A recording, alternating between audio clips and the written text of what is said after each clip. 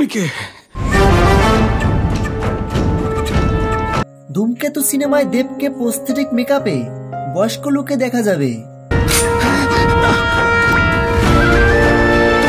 দেবকে বহুবার বলতে শোনা গিয়েছে তার ক্যারিয়ারের অন্যতম সেরা সিনেমা ধূমকেতু।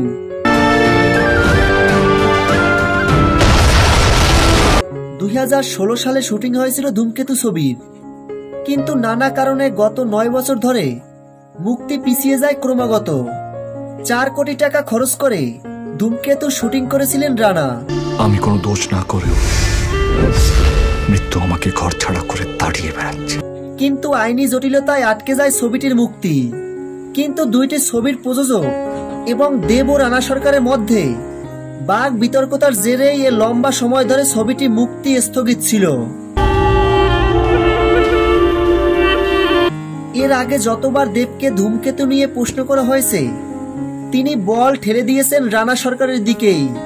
জবাব আসতো, আপনারা রানা সরকারকে ফোন করে নিন, আমার কাছে ওর নম্বর নেই। ভিলেন হয়ে যায়।